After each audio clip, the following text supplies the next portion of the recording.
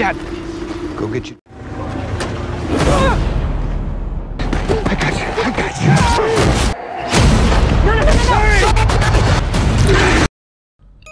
Hello friends, welcome to my channel movies 360 explained. और आज मैं एक्सप्लेन करने जा रही हूँ मूवी द डेविल बिलो को, जो 2021 में रिलीज हुई है। ये एक हॉरर थ्रिलर मूवी है। इस मूवी को डायरेक्ट किया है ब्रैडले पार्कर ने, जो चेरोनोबिल डायरीज भी डायरेक्ट कर चुके हैं, और उसकी कुछ कास्ट इस मूवी में भी है। और ये कोई भूत चुड़ैल वाली मूवी नहीं है, इसका कॉन्सेप्ट थोड़ा अलग है और साथ में इंटरेस्टिंग भी। और अब बिना टाइम को वेस्ट के चले शुरू करते हैं इस वीडियो को। लेकिन आगे बढ़ने से पहले एक छोटी सी रिक्वेस्ट, जो कि है चैनल को सब्सक्राइब और वीडियो को लाइक और शेयर करने की।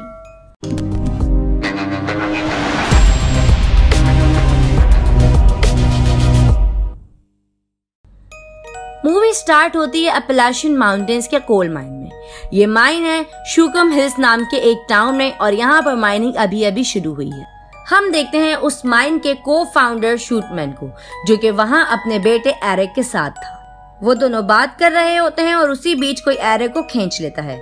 शूटमैन पूरी कोशिश करता है उसे बचाने के लिए, लेकिन वो क्रिएचर उसे भी जख्मी कर देता है और इसके बाद एरिक को खींचकर ले जाता है उसी माइन में। यहाँ हमें क्रिएचर तो नहीं दिखाया गया, लेकिन हमें इतना तो पता चल गया है कि वो काफी पावरफुल है, और जाहिर सी बात है वो जमीन के नीचे से निकला है इस माइनिंग की वजह से। खैर, ये सब पास था। अब हम आते हैं प्रेजेंट में और देखते हैं एरियन को। ये काम करती है लोगों को उन जगहों तक ले जाने का जहाँ पर जाना पॉसिबल नहीं होता, और फिलहाल ये रिसर्च कर रही है उसी माइन पर, जिसे हमने थोड़ी देर पहले देखा था। यानी कि अब ये वहीं पर जाने वाली है। हमें पता चलता है कि कुछ डिकेड्स पहले उस माइन में खौफनाक आग लग गई थी, जिसकी वजह से उसको बंद कर दिया गया, और आज भी वो पूरी तरह अबैंडन्ड है। और आग लगने की वजह से आज तक पता नहीं लग पाया, लेकिन वो काफी बड़ा डिजास्टर था, जिसमें 33 लोग मारे गए थे और 162 लोग मिसिंग थे। ऐसा न्यूज़पेपर में छपा था, लेकिन असल में लोगों का मानना है कि वहां से हजारों लोग गायब हो गए हैं। यही रीजन है कि वो जगह आज मैप पर भी नहीं, लेकिन एरियन तो उसका पता लगा ही लेगी, क्योंकि यही उसका काम है। इस बार वो काम कर रही है डेरेन नाम के एक साइंटिस्ट के लिए, जो कि ये पता लगाना चाहता है कि आग लगने का रीजन क्या था। उसके साथ जा रहे हैं उसके 3 साथी, शॉन, टेरी और जिमी। काफी लंबी जर्नी के बाद वो पहुंचते हैं टाउन में, और वहां पर वो इन्फॉर्मेशन ले रहे होते हैं उस माइन की। उन्हें कुछ पता तो नहीं चलता, उल्टा उन्हें सलाह दी जाती है वापस लौट जाने की। उस टाउन के लोग माइन को लेकर काफी सीरियस थे। ये बात एरियन को तब पता चलती है जब वो नोटिस करती है कि कोई उनका पीछा कर रहा था। टाउन के लोग नहीं चाहते कि वो उस माइन तक पहुंचे, वो उन्हें डरा कर भगा रहे थे। लेकिन ये एरियन के लिए कोई नई बात नहीं। वो भी फुल स्पीड में ड्राइव कर रही थी, और एक पॉइंट ऐसा आता है जहां उनका पीछा कर रही कार स्लो हो जाती है। इसी से एरियन समझ जाती है कि माइन वहीं कहीं आसपास है, क्योंकि उनके स्लो होने का यही मतलब है कि अब ये लोग उनके लिए खतरा नहीं। लेकिन एरियन काफी तेज है, वो उन्हें ऐसा शो कराती है कि वो यहाँ से चले गए हैं, और उस कार के जाते ही वो वापस पहुंच जाती है उसी पॉइंट पर जहां दूसरी कार स्लो हुई थी। उसी जगह वो थोड़ी छानबीन करते हैं और उन्हें मिल जाता है छुपा हुआ एंट्रेंस। आगे जाके उन्हें एक गेट मिलता है जिसमें काफी हाई वोल्टेज करंट दौड़ रहा था। इससे ये साफ हो जाता है कि टाउन वाले कितने सीरियस हैं। एरियन का काम है उन्हें माइन तक ले जाना, और यही वो करती है। वो उनके लिए एक रास्ता निकालती है जिससे वो सही सलामत दूसरी तरफ पहुंच जाते हैं, और अब शुरू होती है असली तलाश। वो लोग बस चलते रहते हैं और ऐसे ही रात हो जाती है, और वो ये रात खुले में ही बिता रहे थे। वो सब माइन के बारे में अपनी अपनी राय सामने रखते हैं। डेरेन को लगता है कि यहाँ पूरा एक टाउन था जो कि अचानक गायब हो गया, और ये ऑलमोस्ट इम्पॉसिबल है।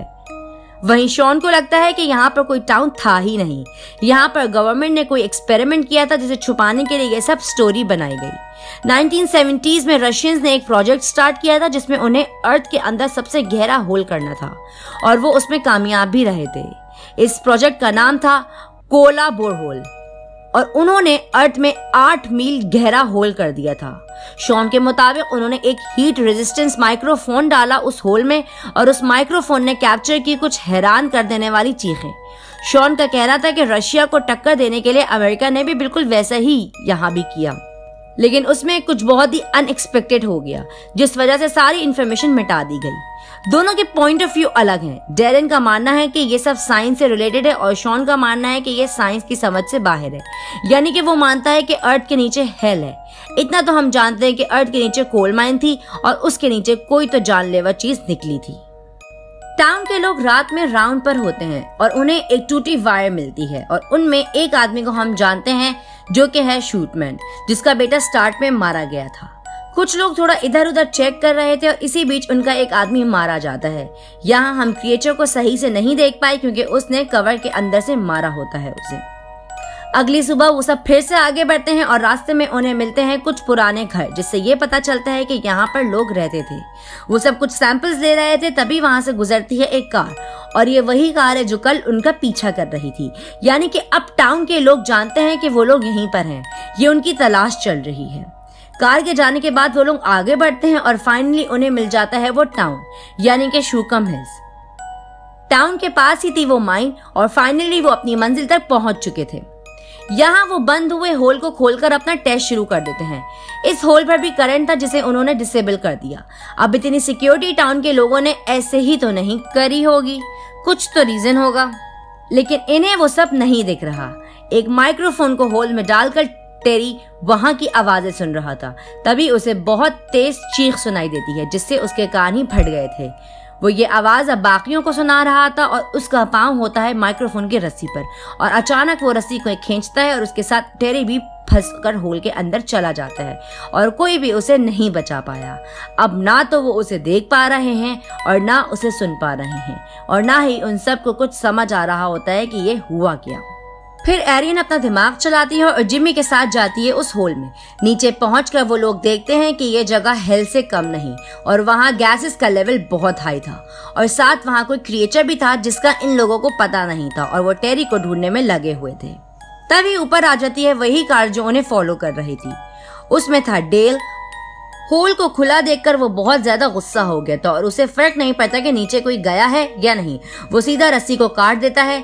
एक रस्सी काटने पर एरियन समझ जाती है कि कोई गड़बड़ है। वो दोनों जल्दी से ऊपर आना शुरू करते हैं और इससे पहले कि वो दूसरी रस्सी काटता, शॉन उसे मारकर बेहोश कर देता है। वो दोनों भी बाहर आ गए थे और यहाँ सब पैनिक में थे। इस पैनिक में वो सब डेल को वहीं छोड़कर निकल जाते हैं। अब उन्हें यहाँ पर आने का पछतावा हो रहा था क्योंकि उनका एक साथी गायब जो हो गया और उन्हें पता भी नहीं कि वो जिंदा है कि नहीं। इसी बीच वो कार खराब हो जाती है और अब उन्हें आगे जाना होगा पैदल। ऐसे ही रात हो जाती है और डेल को होश आता है तो वो सबसे पहले कांटेक्ट करता है अपने ग्रुप से, लेकिन इससे पहले कि वो कुछ बता पाता वो भी मारा जाता है। वो चारों भी भागे जा रहे थे, तभी उन्हें ऐसा लगता है कि कोई उनके पीछे है। एरियन नाइट विजन की मदद से आसपास देख रही थी, तभी वो देखती है एक भयानक क्रिएचर को जो कि शॉन को खींचकर ले जाता है। अब वो तीनों पागलों की तरह भाग रहे थे, तभी उन्हें दिखता है एक ट्रक और उसमें थे वही टाउन के लोग। वो उन्हें बिठा कर ले जाते हैं शूकम हिल्स, जहाँ पर कई सारे लोग कुछ प्लानिंग कर रहे थे। उन्हें पता था कि खतरा क्या है। यहाँ पर हम इस क्रिएचर की एक ड्राइंग देखते हैं जिससे हमें काफी कुछ पता चलता है, जैसे कि वो देख नहीं सकता और जाहिर है जमीन के अंदर अंधेरे में रहकर वो देखते ही क्या होंगे, और साउंड उसे परेशान करती है। उनके हाथों में एक जहरीली पंजा है जिससे वो अपने शिकार को अधमरा कर देता है।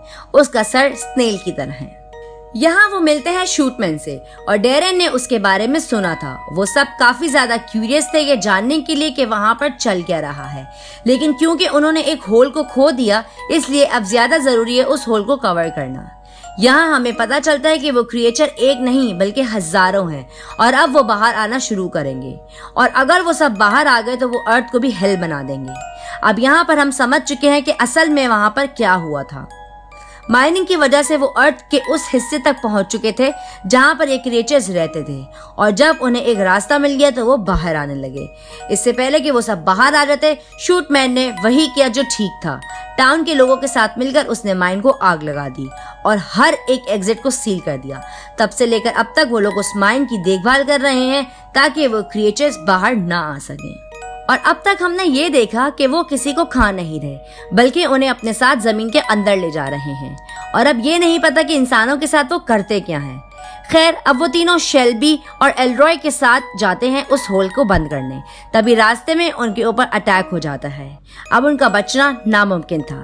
इसीलिए एल्रॉय अपनी जान की बाजी लगाता है उन सबको बचाने के लिए।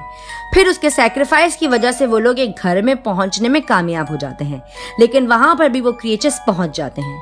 उस घर में उन्हें मिलता है एक सीक्रेट पैसेज, जिससे वो पहुंच जाते हैं उसी हेल होल में।